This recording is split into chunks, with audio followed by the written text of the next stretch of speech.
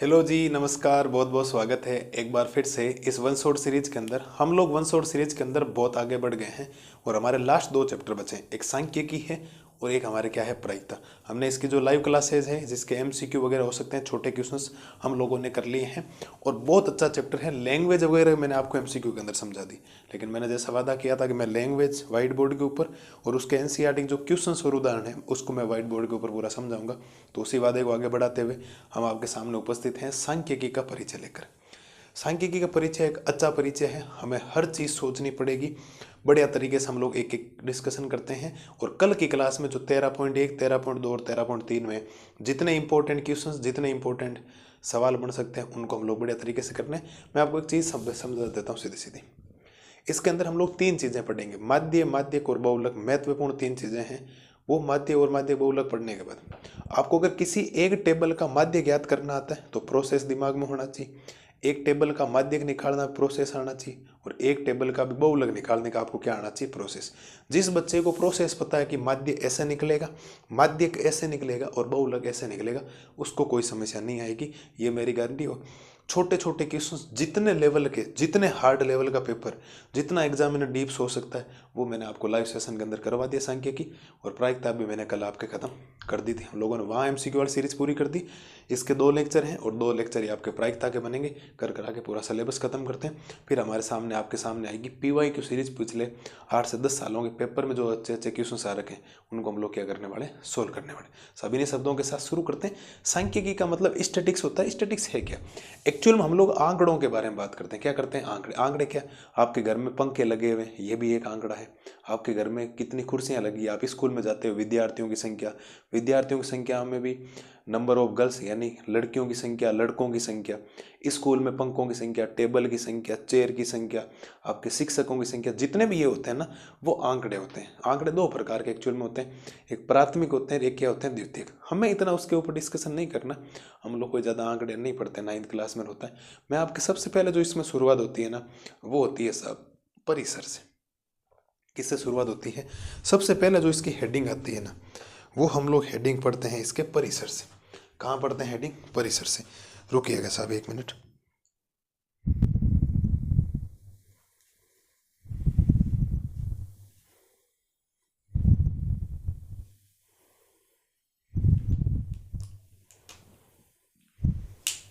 ठीक है, तो सबसे पहले जो हमारी हेडिंग आएगी वो आएगी परिसर। ठीक है, धैर्य से सुनते जाएं, एक एक चीज मैं आपके सामने कंसेप्ट क्लियर कर दूंगा और कोशिश ये करूंगा छोटे छोटे क्वेश्चंस तो आपको यहाँ पर और क्लियर करवा दूं। ठीक है, परिसर बोल दो, कई कई किताबों में इसको परास भी लिखा गया, जिसको इंग्लिश में रेंज बोला जाता है। परिसर परास यानी इसको क्या बोला जाता है? रेंज बोला जाता है। सर इसकी परिभाषा सुनना था। देखो परिभाषा क्या होती है? आंकड़ों के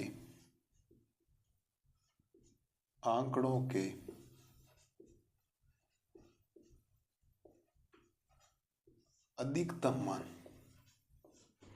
आंकड़ों के अधिकतम मान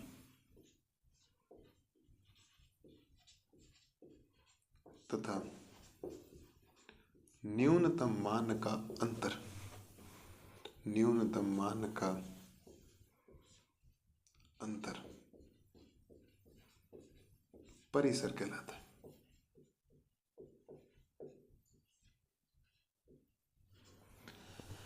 आंकड़ों के आंकड़ा कोई माइनस में नहीं हो सकता, आंकड़ा प्लस ही होगा पहली बात तो। कोई भी आंकड़ा, आपने बोला कि विद्यार्थियों की संख्या, तो धनात्मक हो सकता, ऐसा थोड़ी बोल सकते हो मेरी क्लास के अंदर 20 विद्यार्थी हैं, -20 विद्यार्थी हो ही नहीं सकता ना, पॉजिटिव ही होगा। तो आंकड़ों के अधिकतम मान और न्यूनतम मान का जो अंतर होगा वो आपका क्या कहलाएगा? परिसर कहलाएगा। और यहां से हमारे पास परिसर का सूत्र निकल गया कैसा? यहां से हमारे पास क्या आ गया? परिसर का सूत्र निकल गया। और परिसर बराबर हो जाएगा अधिकतम मान। परिसर का सूत्र क्या हो जाएगा? अधिकतम मान में से माइनस करना है न्यूनतम मान।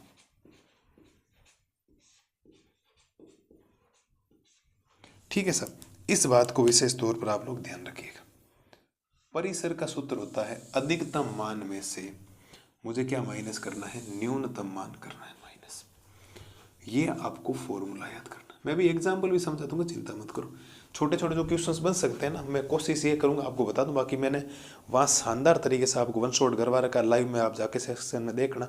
नहीं मिले मुझे और से मैसेज करना, मैं आपको लिंक शेयर करूँ, आनंद आ जाएगा आपको। ठीक है, तो आंकड़ों के अधिकतम मान में से अगर न्यूनतम मान आपने माइनस कर दिया तो क्या कहलाएगा आपका उनका। जैसे मैं आपके सामने एक एग्जाम्पल रखता हूँ। एग्जाम्पल मैंने रख दिया 3,1,0,2,12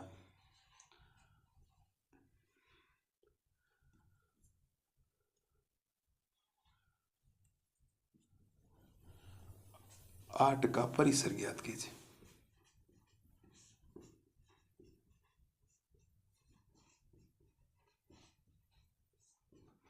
3, 10, 2, 12, 8 का क्या ज्ञात कीजिए। इन आंकड़ों का आपको क्या ज्ञात करना, परिसर ज्ञात करना। तो बड़ा सिंपल सा ऐसा, परिसर में कोई दिक्कत आपको आएगी नहीं। हम लोग ये लिख सकते हैं चूंकि परिसर बराबर, क्या लिख सकते हैं, परिसर बराबर हो जाएगा अधिकतम मान। क्या सूत्र बनाएंगे हम लोग परिसर का, अधिकतम मान माइनस न्यूनतम मान, ये इसका सूत्र होता है। अब अधिकतम मान कितना, इस पूरे में सबसे बड़ा मान है आपके पास 12। कितना मान बड़ा है, 12, फिर माइनस। इसमें सबसे छोटा मान कितना है, वो है 2, घटा दिया। तो साहब इसका जो परिसर आएगा ना आपके पास, जो परिसर आएगा वो कितना आ जाएगा, 10 आ जाएगा। परिसर कितना आ जाएगा, 10। मुझे नहीं लगता कि कोई परिसर में तो आपको किसी प्रकार की कोई समस्या आएगी। एकदम सिंपल सी चीज़ है, जो भी आपको आंकड़े दे रखे होंगे उसके अधिकतम मान में से न्यूनतम मान को आप लोग माइनस कर देना, आपका क्या कहलाएगा, एक परिसर कहलाएगा। इस बात को ध्यान रखना। ठीक है, ये बात होगी। अब हमें जो अगला हेडिंग पढ़ना ना, वो बहुत इंपॉर्टेंट है हमारे लिए, सबसे खास वही है, और वो है केंद्रीय प्रवृत्ति के माप। केंद्रीय प्रवृत्ति के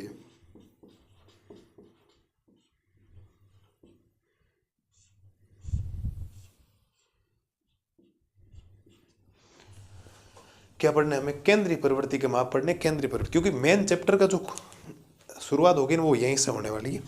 तो यहां से हम लोग लिखेंगे केंद्रीय प्रवृत्ति के माप।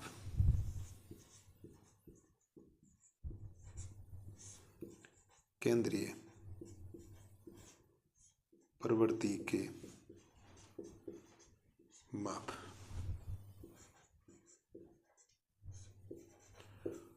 तीन प्रकार के होते हैं केंद्रीय प्रवृत्ति के माप, 3 प्रकार के,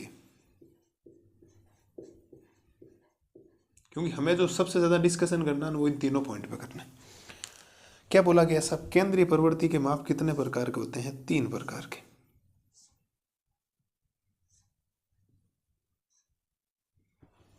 तीन में कौन कौन सा सब, पहला होता है मध्य,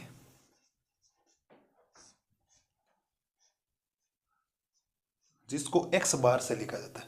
पहला कौन सा होता है, मध्य, जिसको x बार से लिखा जाता है। दूसरा होता है सब मध्यक, कहीं कहीं किताबों में इसका नाम माध्यिका भी लिखा हुआ, क्या लिखा है, माध्यिका, इसको लिखा जाता है m से। और एक होता है बहुलक,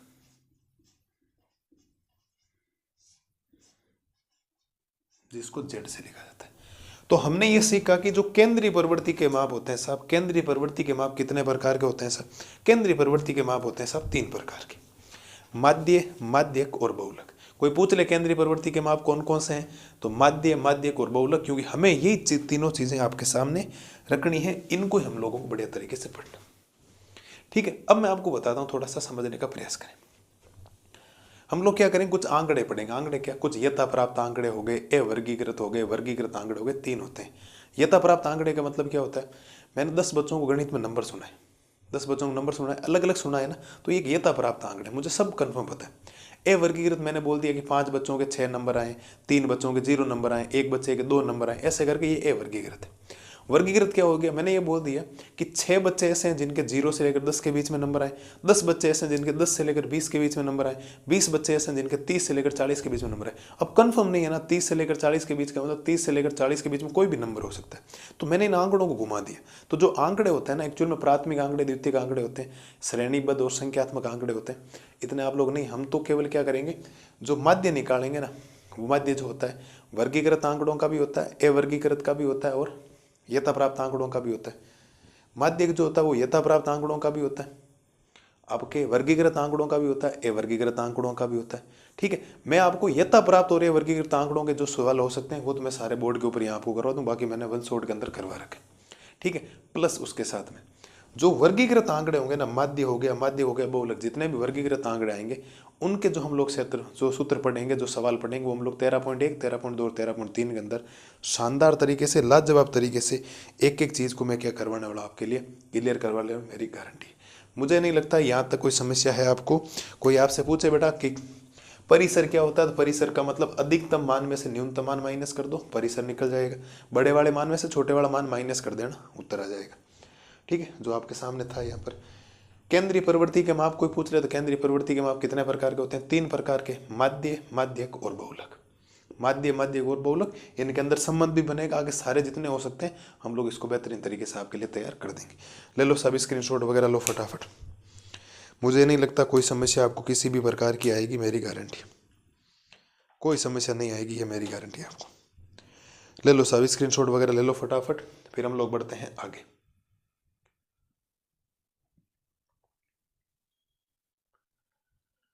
ठीक है, करो फटाफट करो ये। तो उम्मीद है, मुझे नहीं लगता कि परिसर और केंद्रीय प्रवृत्ति के माप में कोई दिक्कत है। आगे हम लोग माध्य पढ़ते हैं, माध्य के सारे सूत्र पढ़ते हैं, फिर माध्य के सूत्र पढ़ते हैं, फिर किसके सूत्र पढ़ते हैं, बहुलक के सूत्र पढ़ते हैं। इनके जो छोटे छोटे सवाल बन सकते हैं मैंने वन शॉट के अंदर सारे करवा रखे हैं, आप लोग वहाँ जाइएगा, बढ़िया तरीके से इनको देखिएगा, मेरी गारंटी है कोई समस्या नहीं आएगी। इनके मैं आपको यथा प्राप्त आंकड़ों के कैसे माध्य निकलता है कैसे नहीं निकलता है उनके सारे सूत्र वगैरह आपको बताता हूँ। सवाल मैंने सारे कहाँ करवा रखे हैं साहब, आपको लाइव वाले सेशन में करवा रखे हैं, वहाँ जाके देखें। तो बढ़िया तरीके से ये कीजिए। अगली स्लाइड में हम लोग करते हैं माध्य के बारे में डिस्कशन। अब देखो, हम लोग आपके केंद्रीय प्रवृत्ति के जो माप है उनको शुरुआत करते हैं, और केंद्रीय प्रवृत्ति में सबसे पहले जो हमारी शुरुआत होगी वो होगी साहब माध्य से। नंबर 1 किससे शुरुआत हो जाएगी, माध्य से। और माध्य को इंग्लिश में मीन बोला जाता है। क्या बोला जाता है, मीन बोला जाता है। इसको लिखने का एक तरीका होता है, सबको लगभग पता ही है। आप लिखोगे माध्य को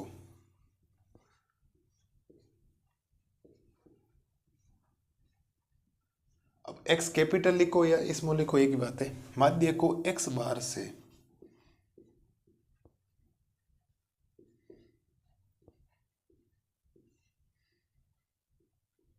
दर्शाते हैं। माध्य को किससे दर्शाते हैं, एक्स बार से दर्शाते हैं। मेरे हिसाब से कोई प्रॉब्लम होनी नहीं चाहिए। अब माध्य जो होगा ना वो 3 प्रकार से ज्ञात किया जाएगा। ठीक है, सबसे पहले ये हो गया आपके सामने, इसके अंदर हम लोग ए हेडिंग लगा लेते हैं, या रोमन वाला 1 लगा तो कोई समस्या नहीं।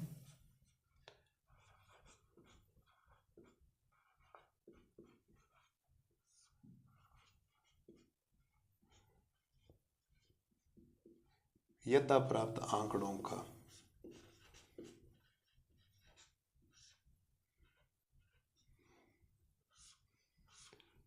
हेडिंग हमारे रह जाएगी यथा प्राप्त आंकड़ों का माध्य, कि एक्चुअल में यथा प्राप्त आंकड़ों का माध्य कैसे निकाला जाता है, इसके बारे में हम लोग डिस्कशन करते हैं बढ़िया तरीके से।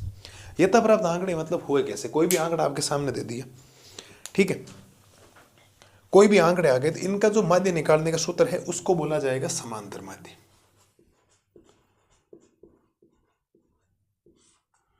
क्या बोला जाएगा सब इसको, समांतर माध्य एक्स बार। यह इसको कहीं की किताबों के अंदर औसत भी लिखा है।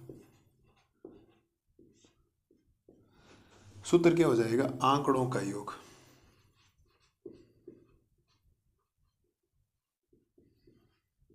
सूत्र हो जाएगा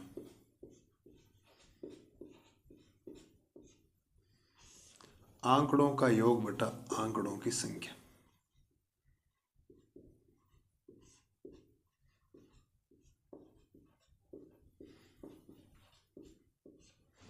या इस सूत्र को कहीं कि ऐसे भी लिखा गया राशियों का योग।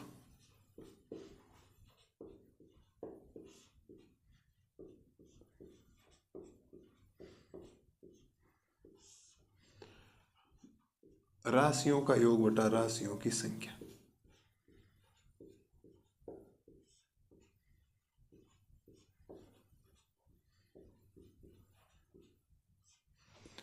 ये इसका सूत्र निकालने का फॉर्मूला होता है। अब ये सूत्र कैसे अप्लाई करना होता है शायद मैंने आपको बढ़िया तरीके से सारी चीज़ें बता रखी है, तो उम्मीद है मेरे लाल और लारी इस बात को समझ गए होंगे कि यथा प्राप्त आंकड़े जब भी आपको दे रखे होंगे तो उनका इस सूत्र के माध्यम से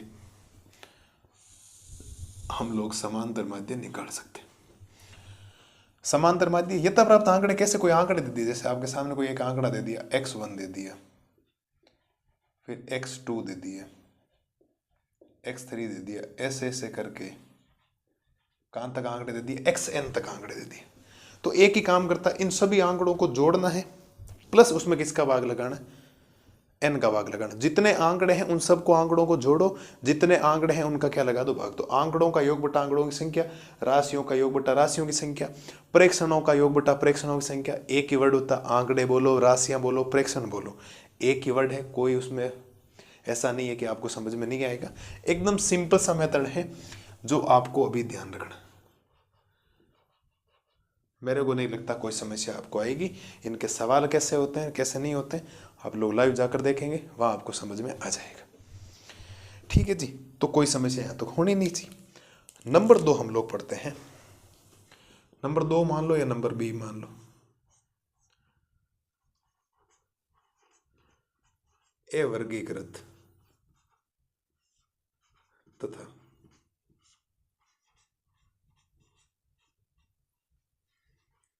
वर्गीकृत आंकड़ों का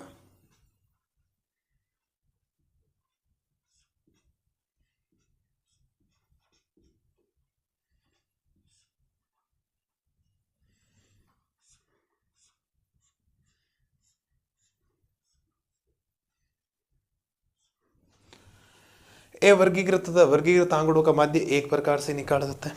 वो कैसे निकाला जाएगा साहब, वो ध्यान से सुनिएगा आप लोग।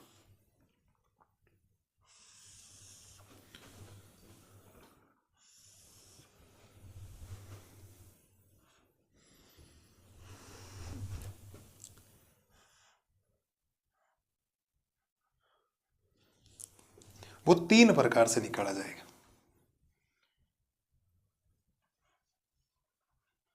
कितने प्रकार से, 3 प्रकार से। 3 प्रकार से गुरुजी कौन कौन सा, तो पहला हम पढ़ेंगे प्रत्यक्ष विधि।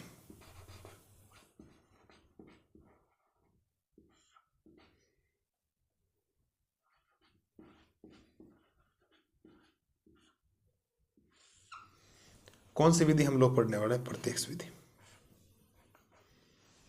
और अगर यहां से प्रत्यक्ष विधि से मुझे माध्य निकालना है, माध्य को मैं सीधा सीधा x बार भी लिख सकता हूं तो कोई समस्या भी नहीं। तो उसका फॉर्मूला हो जाएगा सिग्मा एफ आई एक्स आई बटा सिग्मा एफ आई। अब सूत्र तो आपको क्या करने पड़ेंगे, याद करने बेटा, क्या करने पड़ेंगे, याद करने पड़ेंगे। अब यूज कैसे करना वो मुझे पता है, सवालों में कैसे काम दिलाना वो मैं दिला दूंगा आपको। प्रत्यक्ष विधि से अगर आपको समांतर माध्य निकालना या माध्य निकालना, उसका सूत्र होगा sigma F I X I upon sigma F आई। आपको सर ये क्या बला है, ये क्या आया सिग्मा वगैरह सारी चीजें बता देते हैं सर, कोई समस्या नहीं। जहां ये वाला चिन्ह एफ आई और एक्स आई, इस चिन्ह को बोला जाता है सिग्मा।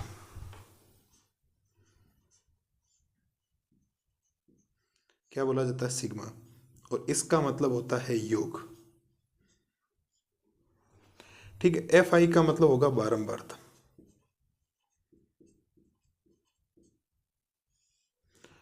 और एक्स आई का मतलब होता है वर्ग चिन्ह। अभी वर्ग चिन्ह कैसे निकलेगा वो भी हम लोग डिस्कशन कर लेंगे, चिंता मत करो। ठीक है, जहां करके ये सारी बातें हम लोगों ने लिख ली। ये लो सर, ये प्रत्यक्ष विधि होती है जो आपको ध्यान रखनी। ठीक है सर, इसके अंदर हम लोग 2 नंबर में चलते हैं। 2 नंबर हो जाएगी कल्पित माध्य विधि।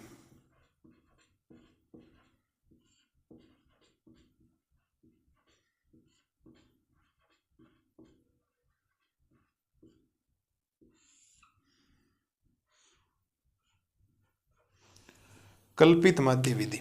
और कल्पित माध्य से अगर आपको x बार निकालना है यानी माध्य निकालना है तो सूत्र हो जाएगा आपके पास a plus sigma F I D आई। ये जो a है ना, यहां पर आप लोग स्मॉल भी ले सकते हो और इसको क्या ले सकते हो, कैपिटल भी ले सकते हो। उसमें कोई गलत नहीं है कि आप लोग अपनी मन मर्जी से स्मॉल ले लो चाहे कैपिटल ले लो, कोई फर्क ज्यादा पड़ता है नहीं। ठीक है, वही बातें वापस आ जाएगी। इसमें जहां करके एक तो मुझे इस ए के बारे में पता होना चाहिए। सिग्मा के बारे में बता चुका हूं, सिग्मा योग हो गया। एफ आई के बारे में बता चुका हूं, बारंबार तो हो गया। डी आई की मुझे और जरूरत पड़ेगी। किसकी जरूरत पड़ेगी, डी आई की। 2 वैल्यू की जरूरत यहां पर मुझे पड़ने वाली। ठीक है, ए क्या होगा, कल्पित माध्य होगा। हम लोग कल्पित विधि पढ़ेंगे, वैसे चिंता मत करो। तो उसके अंदर बता दूं, ए का मतलब हम लोग मानेंगे कल्पित माध्य। ठीक है, और डी आई कैसे निकलेगा, डी आई निकलेगा हमेशा एक्स आई में से क्या माइनस करना है, ए माइनस करना है। एक्स आई में से क्या माइनस करना है आपको, ए माइनस करना है। तो आपके पास ये बी आ जाएगा। अब सूत्र है, याद होने चाहिए। मैं ऑफलाइन क्लास के अंदर भी बच्चों को पढ़ाता हूँ तो बच्चे एक बार समझते हैं सर ये होता कैसे, लेकिन 1 से 2 बार जब चीज़ें करते हैं, मैं जब करवाता हूँ, क्वेश्चंस करवाता हूँ, खुद उनको करने देता हूँ, तो उनको जब लाइव क्लास में उन बच्चों ने ली थी, उनकी कोई समस्या नहीं आती, वो क्वेश्चंस फटाफट कर रहे थे। तो आप भी धैर्य बनाए रखें, सारी चीज़ें आपके लिए बेहतरीन तरीके से हो जाएगी। फॉर्मूले आपको याद करने पड़ेंगे, होने चाहिए।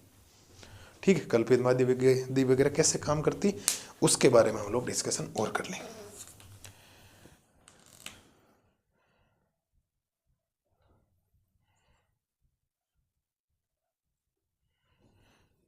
ठीक है, नंबर 3 पढ़ लेते हैं, पग विचलन विधि।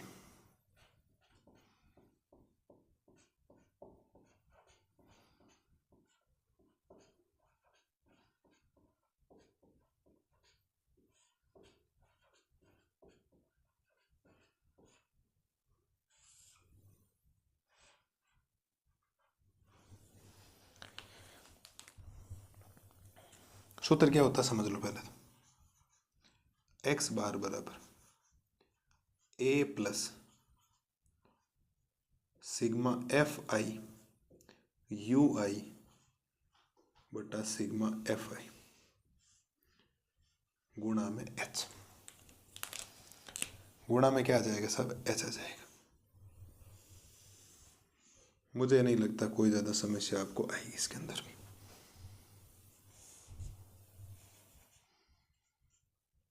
इसके अंदर भी जहां ए आपको बताया जा चुका है, सिग्मा बताया जा, एफ आई, एक है यू आई। इसके अंदर क्या लिखा है, यू आई, और एक मुझे बताना है एच के बारे में।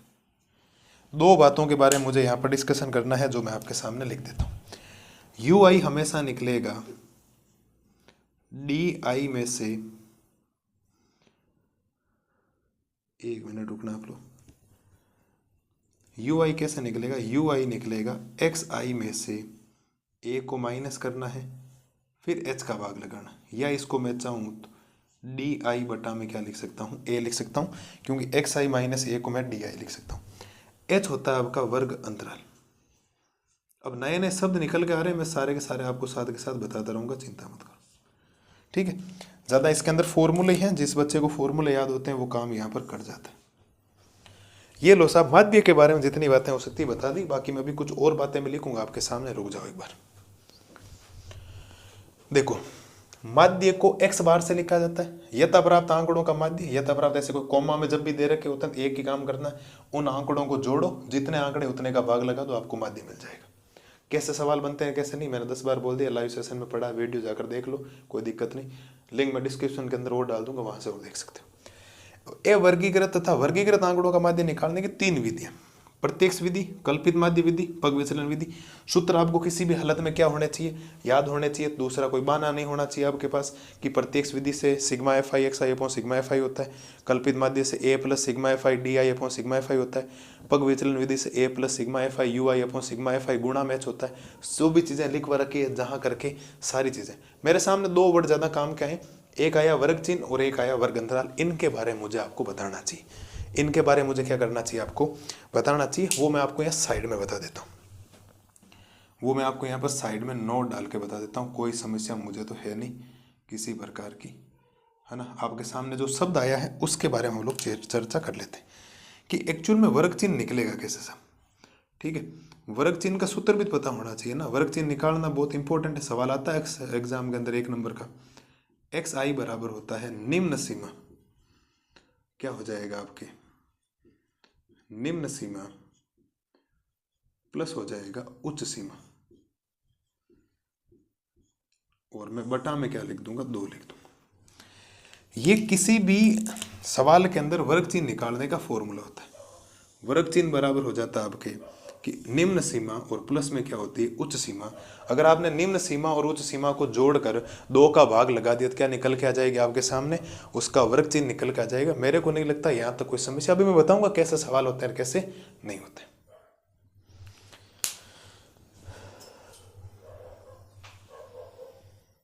ठीक है, तो ये है आपके वर्ग चिन्ह का। वर्ग चिन्ह होता क्या मैं आपको बताता हूँ समझने में। होता क्या है कि यहाँ पर सपोज एक वर्ग चिन्ह ऐसे दे रखा होगा 20 से लेकर 30 तक, मतलब ये कोई माइनस नहीं है, बीच में वर्ग चिन्ह है, ध्यान रखना। ये जो 20 से 30 तक लिखा है ना, ये जो इधर लिखा है इसको हम लोग बोलते हैं इसकी निम्न सीमा। कौन सी सीमा बोलते हैं इसकी हम लोग, इसकी एक निम्न सीमा बोलते हैं। और ये इसकी क्या कहलाती है आपके उच्च सीमा। वर्ग सीमा, वर्ग चिन्ह का मतलब ये होता है कि इसका बीच का मान। तो 20 और 30 के एग्जैक्ट बीच में कौन आया, 25 आया। अगर नहीं आता तो आप लोग निकाल सकते हो, वरना निम्न सीमा और उच्च सीमा को जोड़ दो। तो निम्न सीमा और उच्च सीमा को जोड़ दो तो 20 और 30 हो गए 50, और किसका भाग लगा दो, 2 का। तो आपके पास कितना आ जाएगा साहब, 25 आ जाए। क्या आ जाएगा, 25। अब यहाँ पर भी एक नया वर्ड जो भी हमने आपके सामने लिखा था ना, जैसे 20 से लेकर 30 तक, यहाँ कितने का गैप है, यहाँ 10 का गैप है। कितने का गैप है दोनों में, 10 का। वो आपका वर्ग अंतराल कहलाएगा। आपने सपोज 0 से लेकर 6 तक लिख दिया, फिर 6 से लेकर क्या लिख दिया, 12 तक लिख दिया। ध्यान से देखो दोनों के अंदर कितने कितने का गैप है, 6 का गैप है। तो 6 का गैप होने का मतलब वो क्या कहलाएगा, आपका वर्ग अंतराल कहलाएगा। जो भी गैप होगा ना, दो उच्च सीमा और निम्न सीमा के बीच का जो अंतर होता है, उच्च सीमा और जो निम्न सीमा के बीच का अंतर जो होता है ना, वो आपका क्या कहलाता है, वर्ग अंतराल कहलाता है। इस बात को ध्यान रखना। ठीक है, तो मैं स्टार लगा के लिख भी देता हूँ आपके सामने, है ना। किसी वर्ग की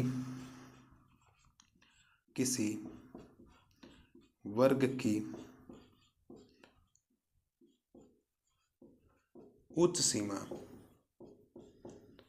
तथा निम्न सीमा का अंतर, किसी वर्ग की उच्च सीमा तथा निम्न सीमा का अंतर वर्ग अंतराल कहलाता है। वर्ग अंतराल कहलाता। केवल फॉर्मूला ध्यान रखना आपको, मैं फॉर्मूला भी लिख देता हूं वर्ग अंतराल का क्या होता है। वर्ग अंतराल बराबर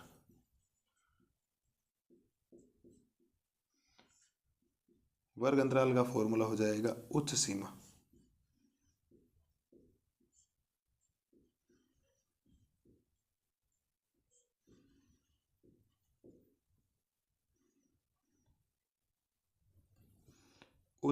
माइनस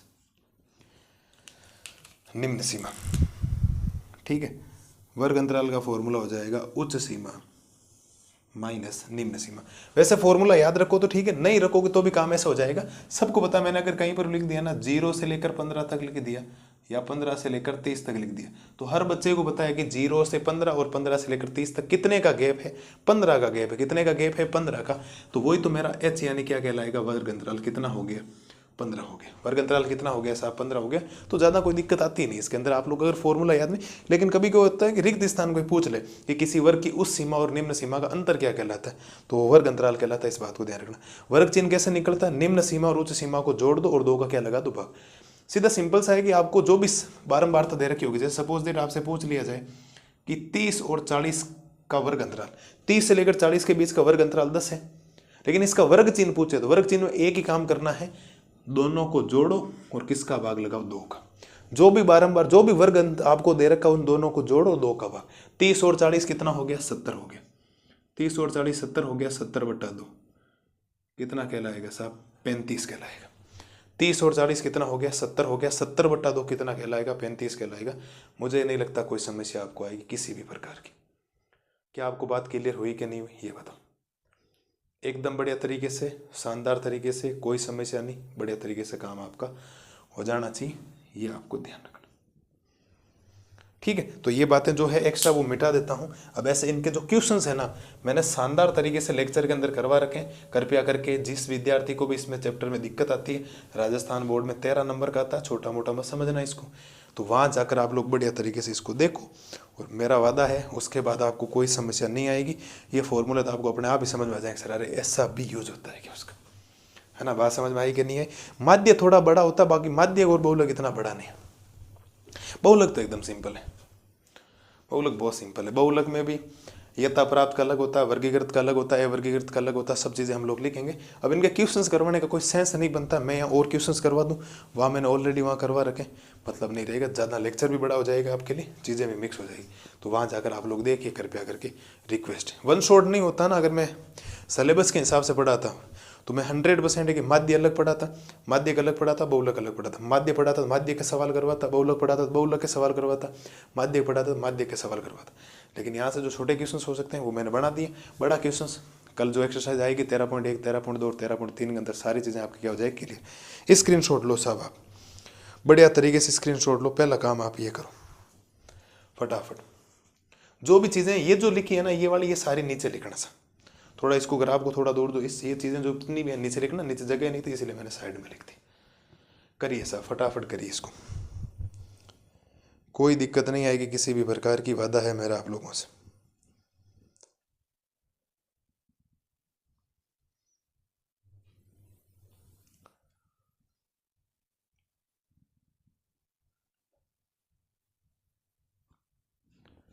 ले लो स्क्रीनशॉट वगैरह, जैसा मैंने लिखा वैसा वैसा लिखना। एनसीईआरटी में इस प्रकार से नहीं लिखा गया, एनसीईआरटी में फटाफट में काम किया गया। आपका भाई आपको शानदार तरीके से एक एक चीज़ बताएगा, चिंता मत करो। ठीक है, तो उम्मीद है जितनी भी बातें हम लोगों ने माध्य के बारे में की है, इससे बाहर कोई माध्य नहीं होता। शानदार तरीके से, बढ़िया तरीके से मैंने ये बता दिया। बढ़िया तरीके से ये करो। अगली स्लाइड हम लोग करते हैं माध्य के बारे में चर्चा। अब देखो हम लोग पढ़ते हैं आपके माध्य के बारे में। माध्य के बारे में इतनी खास बातें नहीं, जितनी माध्य थोड़ा सा क्या होता है, सूत्र ज़्यादा है, बाकी आप सबके एक एक सूत्र आ जाएंगे, ज़्यादा कोई समस्या आपको आएगी। इसके बाद तो बहुलक तो बड़ा सिंपल है वैसे भी। ठीक है साहब, तो हम लोग 2 नंबर हेडिंग पढ़ लेते हैं आपके माध्यक।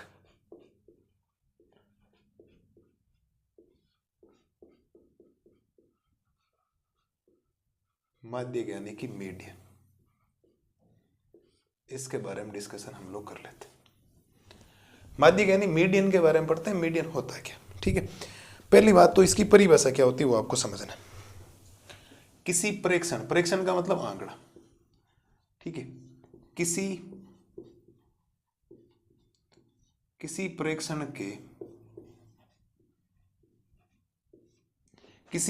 के मध्य वाला पद,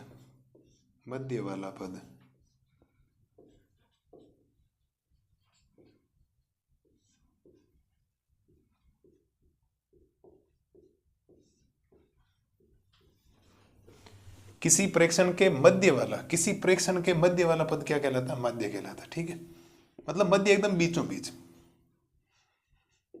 एरो बना के लिख लीजिएगा, माध्य को एम से दर्शाते हैं।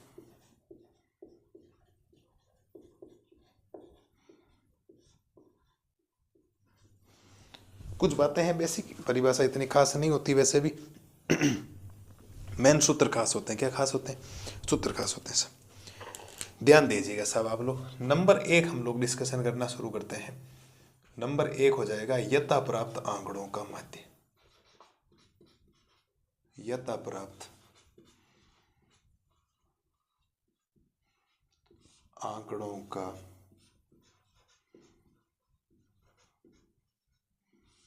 माध्यक। यथा प्राप्त में क्या होगा, आंकड़ों में 2 संख्याएं होगी, जैसे कई संख्या ऐसे दे दी, आंकड़े 7 दे दिए या 8 दे दिए, तो सम और विषम वाला खेल चलेगा यहाँ पर। लेकिन उससे पहले आपको क्या करना होगा, कुछ बात याद रखनी पड़ेगी। आप लिखोगे इन आंकड़ों का इन आंकड़ों का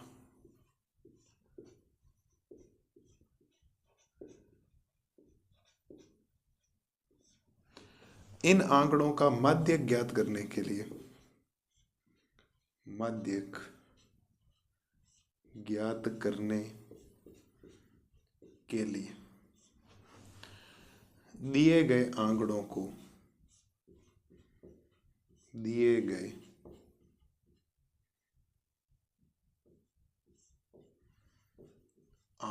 को आरोही यानी कि छोटे से बड़ा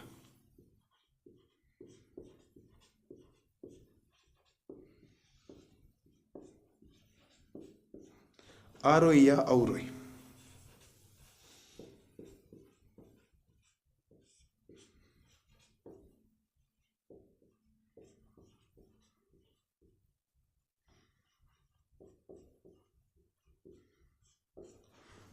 इन आंकड़ों का माध्य ज्ञात करने के लिए दिए गए आंकड़ों को आरोही या अवरोही क्रम में लिखते हैं।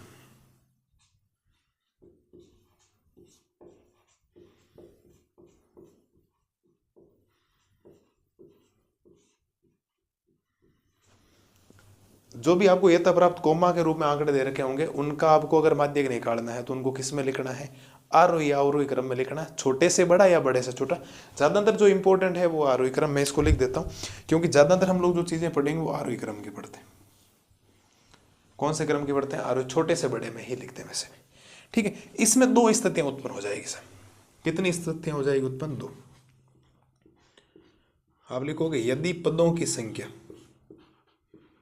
2 स्थितियां होगी, ध्यान रखना। यदि पदों की संख्या, जिसको हम लोग n से लिखेंगे, यदि पदों की संख्या विषम हो,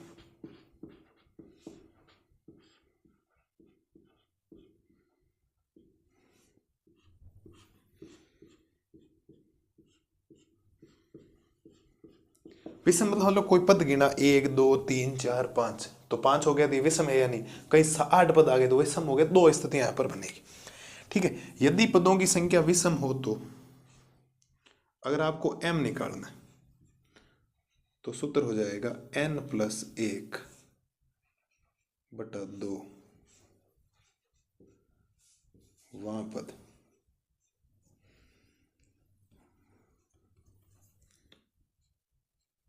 ये सूत्र आपको याद रखना सा। वहां पद मतलब सवालों के अंदर समझाया गया कैसे काम करता है, कैसे काम नहीं करता है।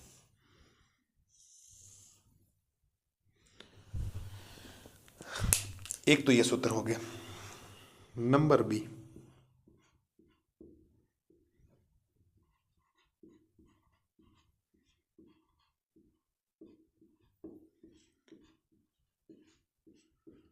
यदि पदों की संख्या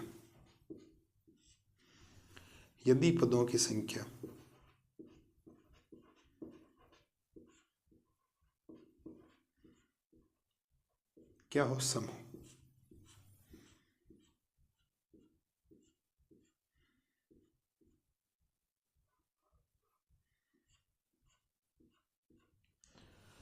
यदि पदों की संख्या क्या हो, आपके सम हो। सम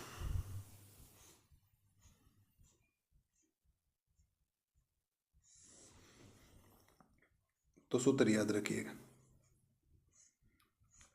n/2 वहां पद, n/2 वहां पद प्लस n/2 प्लस 1 वहां पद,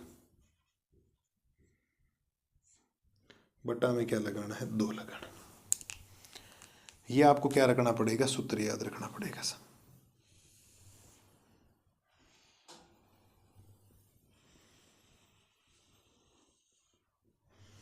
दो सूत्र हैं, इनका यूज करना आपको। सम और विषम के लिए अलग अलग सूत्र हो गए। ठीक है जी, ये हो गया। ये तो हमने यथा प्राप्त का पढ़ लिया। ए वर्गीकृत का कोई सूत्र नहीं होता, ए वर्गीकृत का सीधा ही निकलता है। वर्गीकृत का आपको बता देता हूं। नंबर 2, वर्गीकृत आंकड़ों का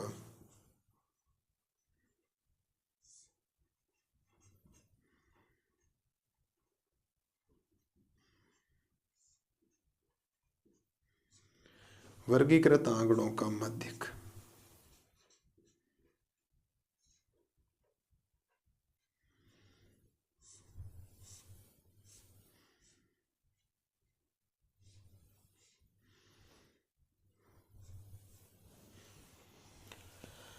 वर्गीकृत आंकड़ों का माध्यक निकालने के लिए आपको सूत्र याद रखना पड़ेगा।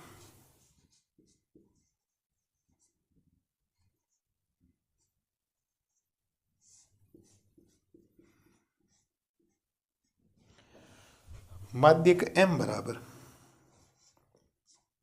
l plus n/2 minus CF/F गुणा में h।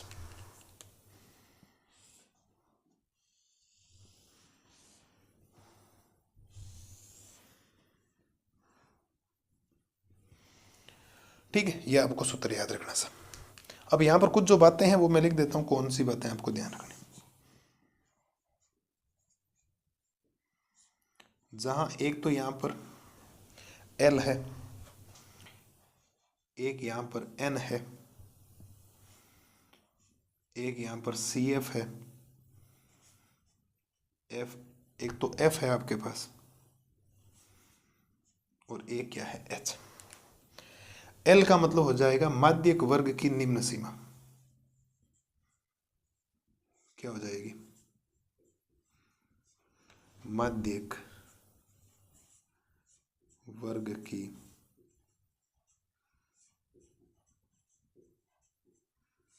निम्न सीमा। n हो जाएगा बारंबारताओं का योग। बारंबारताओं का जो भी f दे रखा उसका क्या करना, बारंबारताओं का आपको योग निकालना, यानी सिग्मा f निकालना। जो भी f दे रखा उसका उसको जोड़ तो n आ जाएगा। जो CF होता है ना उसको बोला जाता है संचयी बारंबारता।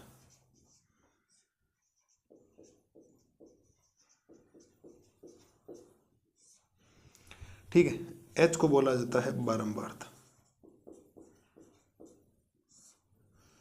और H हो जाएगा वर्ग अंतराल।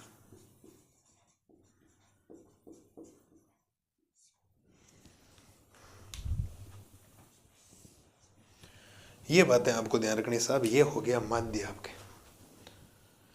ये माध्य का आपको इस प्रकार से निकालना है कि सूत्र वगैरह सारे याद होने चाहिए। सवालों का जो पैटर्न है वो ये ऊपर वाला तक था, मैं आपको ऑलरेडी बता चुका हूँ लाइव सेशन के अंदर। केवल और केवल इनको पढ़ना, आपका काम हो जाएगा।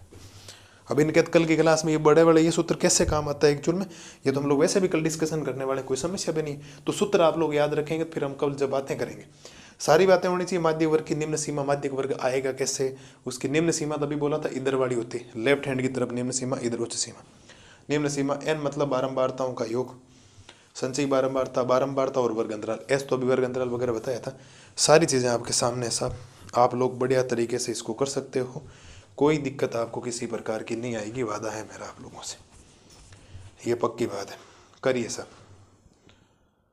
बढ़िया तरीके से लिख लो। वर्गीकृत का लिख दिया, ए वर्गीकृत का नहीं लिखा। ए वर्गीकृत का कोई सूत्र नहीं होता, ए वर्गीकृत का कोई एक नंबर का सवाल आता सीधा MCQ के अंदर, वो मैंने लाइव सेशन के अंदर ऑलरेडी करवा रखा है, आप लोगों ने देखा भी होगा, कोई समस्या है नहीं।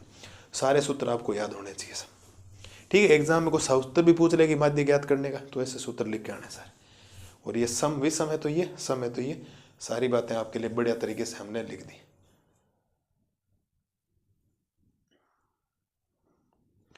बोलिए सब, कोई समस्या किसी प्रकार की होनी तो नहीं चाहिए।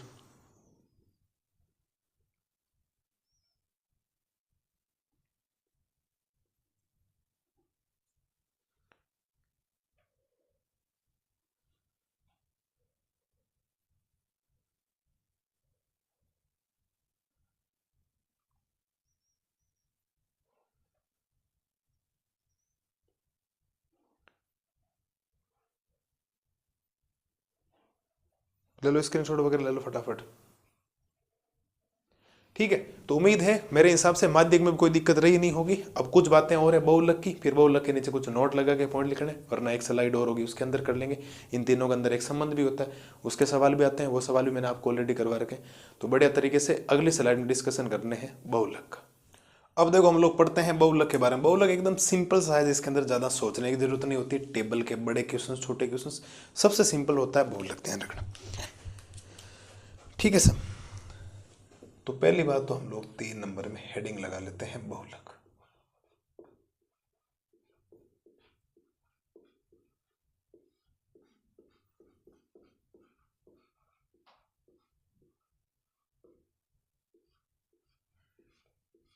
बहुलक यानी जिसको मोड भी बोला जाता है।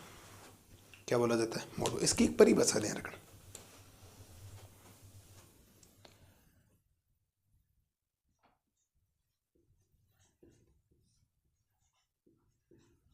ऐसा प्रेक्षण, ऐसा प्रेक्षण, ऐसा प्रेक्षण जिसकी बारंबारता, ऐसा प्रेक्षण जिसकी बारंबारता सबसे अधिक हो।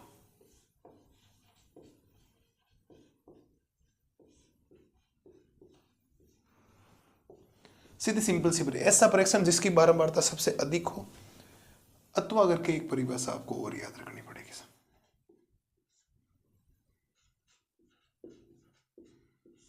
ऐसा प्रेक्षण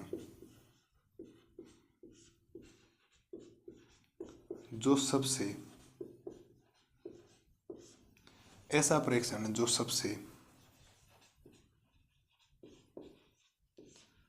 अधिक बार आया।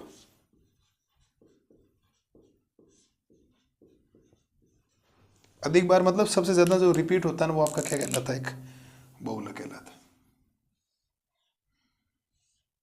अथवा दोनों परिभाषाएं आप लोग ध्यान रखना। अब मैं एक बात बता देता हूं, देखो इसका कोई वर्गीकृत, अवर्गीकृत यानी यथा प्राप्त आंकड़ों का भी कोई सूत्र नहीं। जो सबसे ज्यादा बार आता है वो बहुलक हो जाता है। अवर्गीकृत का भी कोई सूत्र नहीं, एक वर्गीकृत का सूत्र है जो आपको ध्यान रखना सर। ठीक है, नंबर एक ही पॉइंट है जो आपको ध्यान रखना। वर्गीकृत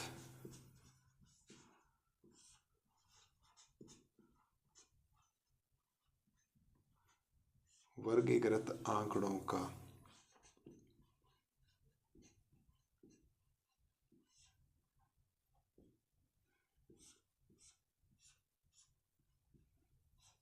बहुलक। वर्गीकृत आंकड़ों का जो बहुलक होता है, इसको जेड से लिखता है, मैंने लिखी नहीं, बात एक ही बात है आप लोग, मैं यहां लिख देता हूं इससे।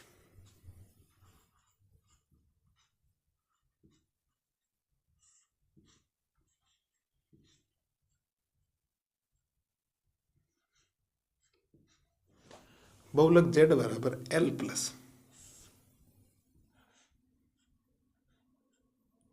F1 minus F0 2F1 minus F0 minus F2 और गुणा में H। ये इसका फॉर्मूला होता है, जो आपको विशेष तौर पर क्या रखना है, ध्यान रखना।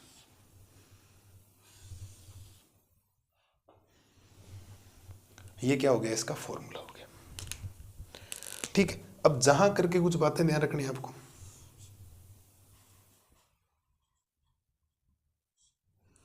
जहां में एक तो एल आ गया, देखो एक आपके F1 आ गया, एक F0 भी आया आपके पास, एक F2 भी आया है और एक H भी है। इनके बारे में हमें बातें करनी। एल क्या हो जाएगा? वहां माध्यिक वर्ग की निम्न सीमा थी ना, यहां बहुलक वर्ग की निम्न सीमा हो जाएगी। किसकी हो जाएगी सर? बहुलक वर्ग की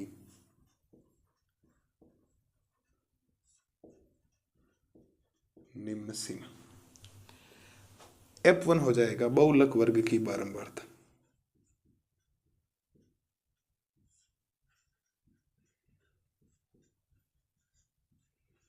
बहुलक वर्ग की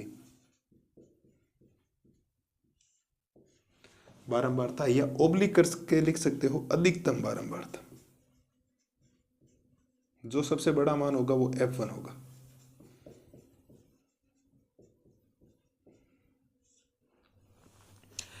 F0 हो जाएगा F1 से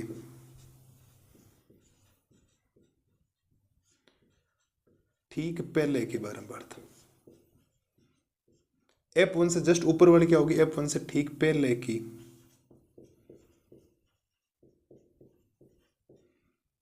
बारंबारता। F2 हो जाएगा F1 से ठीक बाद की बारंबारता।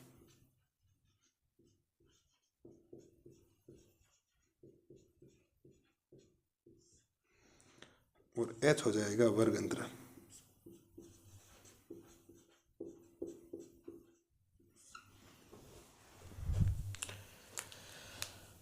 ये सब आपको ध्यान रखना पड़ेगा।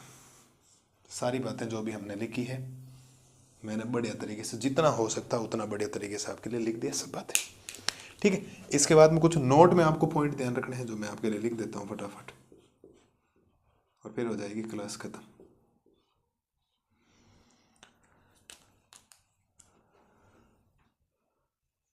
नोट में पहला पॉइंट,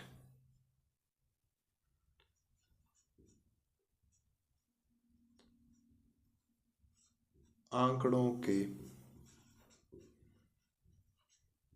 माध्य x बार कोमा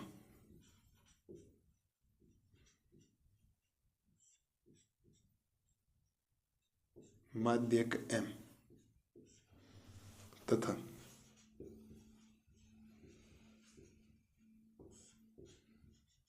बहुलक z में निम्न संबंध होता है।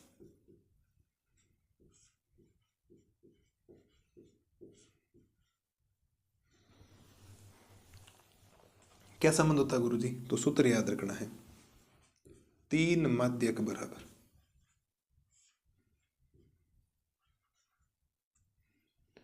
3 माध्यक बराबर बहुलक प्लस 2 माध्य।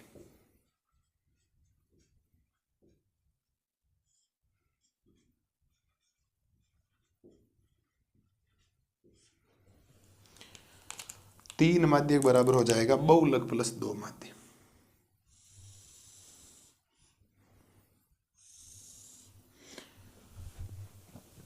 सूत्र याद हो जाना चाहिए, बिल्कुल हो जाना चाहिए सब, कोई समस्या भी नहीं। ठीक है, इस सूत्र को हम लोग इस प्रकार से भी लिख सकते हैं। देखो, 3 माध्य को मैं लिख सकता हूं m से, बहुलक को लिख सकता हूं z से 2, और माध्य का मतलब हो जाएगा x बार। ठीक है, मैं चाहूँ इस सूत्र को ऐसे भी लिख सकता हूँ, तो कोई मना करने वाला मुझे है नहीं। एक होता, कभी कभी क्या होता है एबे से देम जब आता है ना, तो ये कुछ इस प्रकार से आ जाता है, तो लिख दिया, कोई समस्या नहीं इसको। ठीक है, दूसरा,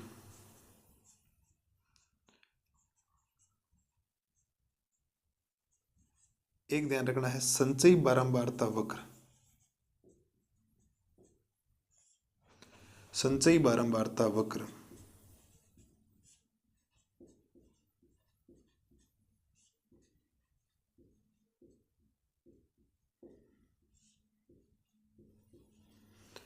संचयी बारंबारता वक्र आपका क्या कहलाता है? एक तोरण कहलाता है। याद रखना, कई बार एग्जाम में पूछा गया ये। अभी तो ये सिलेबस में हटा दिया था, पहले तोरण बनाना भी सीखना था।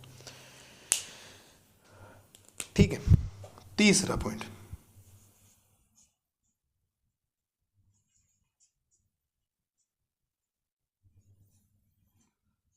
आंकड़ों का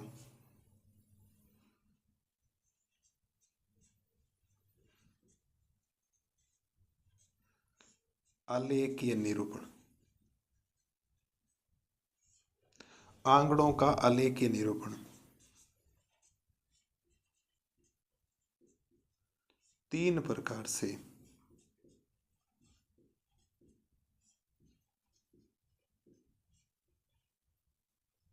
किया जाता है। आंकड़ों का आलेखीय निरूपण 3 प्रकार से किया जाता है। 3 प्रकार कौन कौन से सब? पहला हो जाएगा दंडालेख। कौन सा आलेख? दंडालेख। दूसरा हो जाएगा आयत चित्र।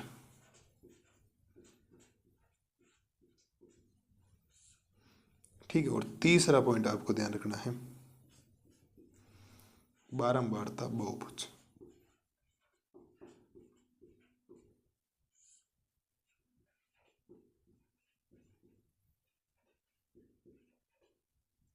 ये आपको ध्यान रखना। ठीक है। मेरे हिसाब से कोई ज़्यादा समस्या आपको आएगी नहीं। मैंने जितनी बातें आपको, छोटे छोटे पॉइंट आपके लिए विशेष तौर पर दिमाग में ध्यान रखकर सारे के सारे मैंने आपके लिए लिखे हैं। एकदम बढ़िया तरीके से एक एक पॉइंट को लिखा है। होता क्या है, इसका वर्गीकृत किया है यथा प्राप्त, और जो होता है ना उसका सीधा क्वेश्चन होता है। तो यथा प्राप्त का और जो वर्ग ए वर्गीकृत उसका कोई है नहीं। ऐसा प्रेक्षण जिसकी बारंबारता सबसे अधिक होती है वो बहुलक कहलाता है। ऐसा प्रेक्षण जो सबसे अधिक बार आता है, क्या होता है, जब कोमा में लिखा जाता है जो सबसे ज्यादा बार, सपोज 3 बार रिपीट हुआ, 3-4 बार रिपीट हो गया, तो इसका उत्तर क्या हो जाएगा? 3 हो जाएगा।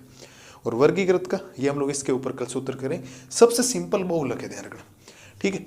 तो आंकड़ों के माध्य, माध्यक और बहुलक में ये संबंध होता है 3 माध्यक बराबर बहुलक प्लस 2 माध्यक। 3m माध्यक m हो गया, z प्लस 2। संचयी बारंबारता वक्र त्वरण कहलाता है। आंकड़ों का आलेखीय निरूपण 3 प्रकार से किया जाता है, दंड आलेख, आयत चित्र और बारंबारता बहुभुज। मुझे नहीं लगता कोई समस्या आएगी। ले लीजिए सब स्क्रीनशॉट और हमारी हो रही है क्लास खत्म। हमने बढ़िया तरीके से, जितना बेहतरीन तरीके से हो सकता है उतना बेहतरीन तरीके से इसको करने की कोशिश की है, और कोई कम मेहनत आपके लिए छोड़ी नहीं। अब आपको सूत्र याद करने, आप सूत्र याद कर लेंगे तो कल की क्लास में मैं क्वेश्चंस आपको बता दूँ। ये वर्गीकृत के मुझे बताने, ए वर्गीकृत और यथा प्राप्त आंकड़ों के जो हो सकते हैं वो मैंने क्लास ले ली। मैं वापस बोल रहा हूँ, लाइव क्लास में जाकर सांख्यिकी की 2 पार्ट हैं, पार्ट 1 और पार्ट 2, 2.25 घंटे या 2.5 घंटे क्लास है, उनको देख लीजिए। छोटा क्वेश्चन कभी गलत नहीं होगा, इतना बेहतरीन तरीके से, सिस्टमेटिक तरीके से, जैसे मैंने यहाँ पढ़ा है वैसे वहाँ सिस्टमेटिक तरीके से सारी चीज़ें आपके लिए करवा रखी है। इससे ज़्यादा हम लोग आपके लिए क्या करें, कोई दिक्कत आपको आएगी नहीं। ले लीजिए सब स्क्रीनशॉट वगैरह ले लीजिए, जितनी बातें हैं मैंने सब आपके लिए लिख दी। क्लास को हम लोग कर रहे हैं खत्म। ठीक है। ले सब स्क्रीनशॉट वगैरह लो फटाफट, फिर हम लोग चलते हैं कल की क्लास की तरफ। ठीक है। तो उम्मीद है हम लोगों ने जितनी आज बातें की, हमने परिसर, केंद्रीय प्रवृत्ति के मात, माध्य, माध्यक, बहुलक, जितना डिटेल से हो सकता है सारी चीज़ें हम लोगों ने करने की कोशिश की। आलेख की निरूपण बोल दो, ज्यामितीय निरूपण बोल दो, एक ही बात है, एक ही वर्ड होता है। बढ़िया तरीके से करना, इनका रिविजन करके रखना। कल हम लोग 13.1, 13.2 और 13.3 के अंदर माध्य, माध्यक, बहुलक जितने क्वेश्चन अच्छे अच्छे हो सकते हैं, ज़्यादा नहीं, 5 से 6 क्वेश्चन टोटल बनेंगे। आपको मेथड फॉलो करना है, मेथड फॉलो करेंगे तो कोई समस्या आपको आएगी नहीं। तो बढ़िया तरीके से रिविजन करते रहिए, मस्त रहिए, स्वस्थ रहिए। आपका भाई मिलेगा आपको कल, तब तक के लिए जय हिंद, जय भारत।